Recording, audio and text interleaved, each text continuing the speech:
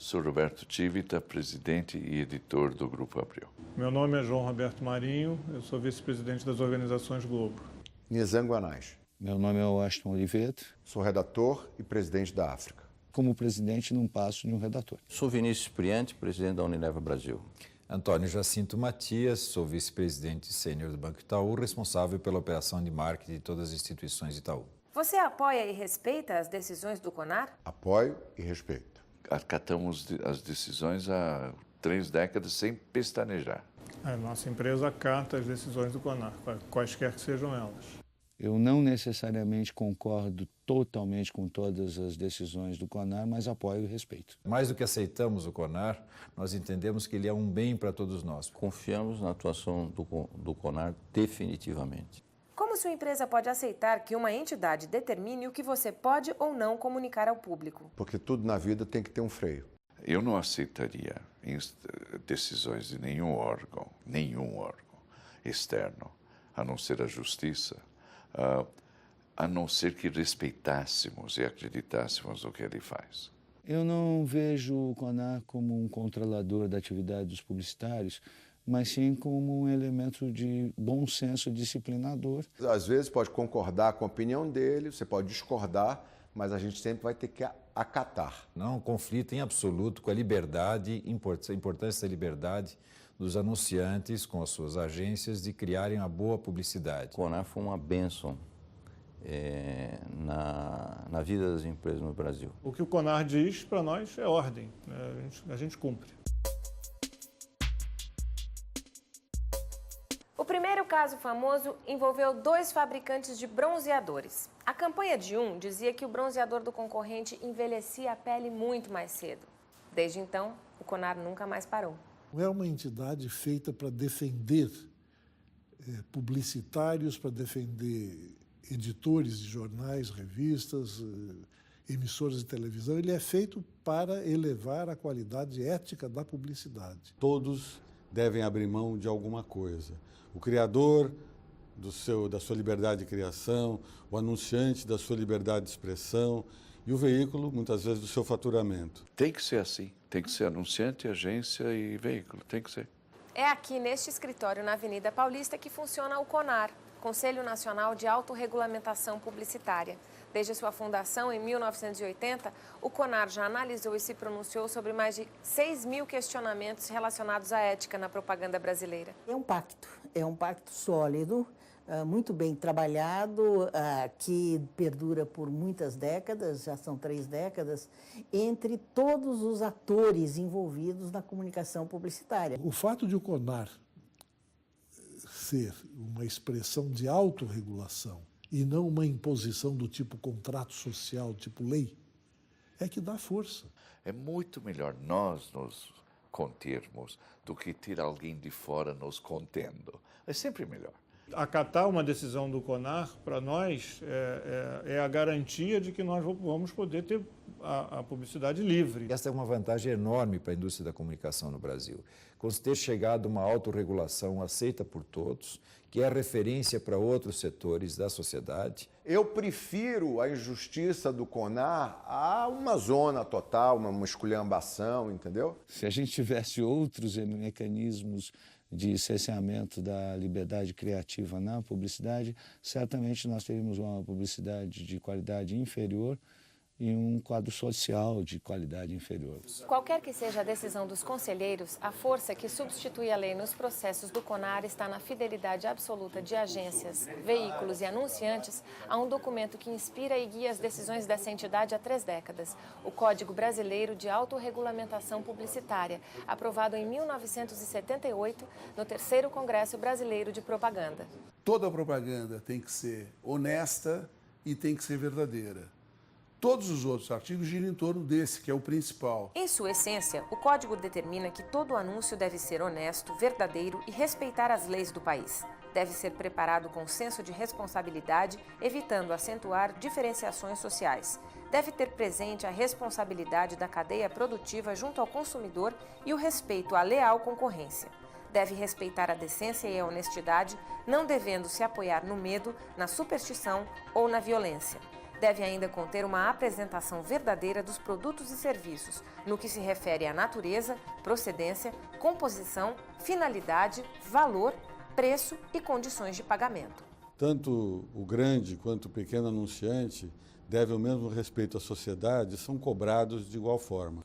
Acho que a primeira força do CONAR é a sua equidade, é a sua maneira sensata, ponderada de analisar os fatos. Se a concorrência fizer alguma coisa que não esteja de acordo com, digamos, os preceitos esperados, o CONAR vai agir, nós vamos entrar com a representação e vai agir. Ao mesmo tempo que também nós. É mais do que humano que as pessoas algumas vezes reclamem ou não gostem. É sempre meio careta, como pai e mãe. O primeiro Código Nacional de Autorregulamentação é seu pai e sua mãe. Importante, quem ocupa cargo público por nomeação ou eleição e em qualquer nível não pode participar do CONAR. E aí vem a pergunta, quem são esses conselheiros? De onde eles vêm? Que tipo de interesse ou categoria eles representam? Advogados, médicos, publicitários, empresários. 36 desses conselheiros são representantes da sociedade civil. Além deles, integram o Conselho de Ética profissionais indicados pelas entidades fundadoras do CONAR, que representam anunciantes, agências de propaganda, jornais, emissoras de rádio e televisão, revistas e a central de outdoor. Há lugar também para representantes das chamadas novas mídias, TV por assinatura, internet e cinema, dos profissionais de criação e de entidades de publicitários. Nós temos muito conforto com a forma como é constituído o CONAR. É uma mesinha que tem 4 pés. Sem um desses pés, a mesa cai. Os processos são publicados, o site é bastante aberto, inclusive com as sentenças. Dá voz ao cidadão e é também uma forma de controle externo da atividade desenvolvida pelo Conselho. Nada mais justo que o consumidor também se faça presente. Eu já julguei processos que foram acionados por um único consumidor. É importante deixar claro que o Conselho de Ética não atua a partir de denúncias anônimas. Ele só pode tomar alguma atitude, se for o caso, depois da primeira veiculação do anúncio. Ou seja, aqui nessa tribuna não há hipótese de censura prévia de qualquer peça publicitária. Os processos éticos geralmente nascem de denúncias de consumidores ou empresas que se sentem atacadas ou prejudicadas, de autoridades públicas e do próprio CONAR, que conta com uma equipe de monitores que verificam rotineiramente algumas centenas de veículos de comunicação de todo o país. Os consumidores e autoridades nada pagam para formular uma denúncia. Os advogados, de qualquer parte do processo, são bem recebidos nas sessões, mas o CONAR prefere e encoraja a participação direta dos publicitários e profissionais de marketing. Vai ter uma velocidade que o governo não vai ter. Na justiça, as coisas demoram e custam e não se resolve no tempo necessário da propaganda.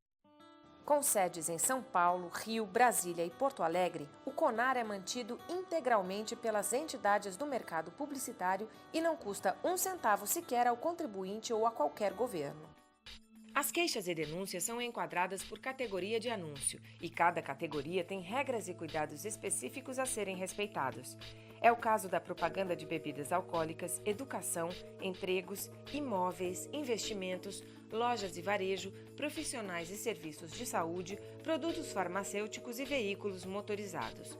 O Conselho pode decidir pelo arquivamento se considerar a denúncia improcedente ou optar por 3 tipos de punição: advertência, recomendação de alteração ou sustação definitiva do anúncio. Nos casos graves, o CONAR toma a iniciativa de fazer a divulgação pública da decisão dos conselheiros. Não me recordo, assim, de nenhuma decisão que me parecesse injusta. Ninguém vai ao Poder Judiciário exatamente porque fica satisfeito com a decisão que o CONAR toma, ainda que contrarie os seus interesses. Nós, os criativos, fazemos o papel de acelerador, o CONAR faz o papel do freio. Desde os tempos em que os pioneiros da nossa propaganda se mobilizaram para a criação e a aprovação do Código de Autorregulamentação Publicitária, o CONAR vem mudando e se aprimorando.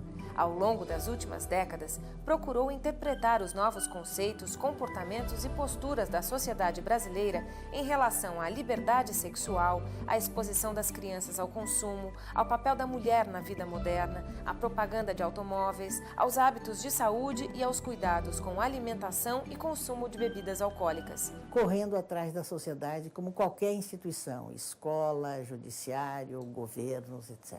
Inclusive no sentido de tolerar mais o que há 10, 15 anos poderia ser considerado um exagero. O CONAR não é um órgão estanque, ele não é um órgão estratificado no sentido de se apegar a determinados conceitos ou normas e se distanciar da sociedade. É preciso uma atualização constante, é preciso estar no meio, né? Hoje nós fazemos propaganda muito diferente daquela que nós fazíamos há 20 ou 30 anos atrás. Uma novela de hoje não é igual a uma novela de 30 anos atrás, em matéria de costumes. O CONAR hoje é equiparado às melhores instituições de autorregulamentação publicitária do mundo. Nós não cobramos nada do consumidor que faz as reclamações. Nós temos a sociedade civil participando dos julgamentos.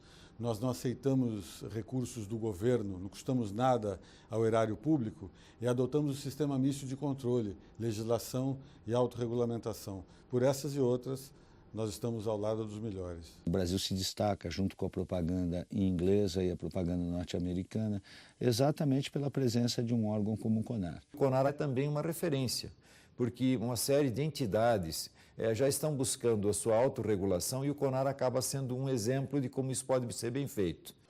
Nesse diálogo permanente com o mercado, o governo e a sociedade, existe para o CONAR um outro documento que é ainda mais importante que o Código de Autorregulamentação e suas normas de atualização. É a Constituição Brasileira. Seu texto concilia o direito de anunciar com o direito do público de ser informado corretamente sobre produtos e serviços que podem melhorar sua qualidade de vida. Nada pode se opor à Constituição. A autorregulamentação, o CONAR, são instrumentos de garantia do direito do cidadão à informação. Se a experiência, como todos parecem reconhecer, vem dando certo, não há necessidade de serem criadas leis estabelecendo restrições à mensagem publicitária. Quando um grupo de pessoas se juntam, ou um grupo de empresas, ou um grupo de entidades, se juntam para estabelecer regras para o que eles fazem e cumprir essas regras, é o ideal, é muito melhor do que ter o governo fazendo isso, mas muito melhor. Não sei se a lei é desnecessária, ela talvez poderia vir até a atrapalhar um processo, um pacto que está funcionando bem. A sociedade civil, cada um dos operadores da publicidade, se mostra mais capaz de encontrar os limites do possível, do conveniente, do ético, do que permitir ou aguardar que o Estado intervenha. Tem erros, tem exageros, mas tudo tem. Mas eu prefiro, porque ele é rápido, ele é eficaz, ele é coerente. Todo e qualquer órgão que lute pela liberdade de expressão, mesmo tendo que em algumas vezes cercear alguma coisinha, é melhor do que qualquer postura onde a liberdade de expressão seja não permitida. Ao defender direitos que estão na Constituição brasileira, o CONAR também procura ser fiel ao princípio de que liberdade se conquista e se mantém com informação, e que é a informação que nos torna cidadãos responsáveis e consumidores conscientes.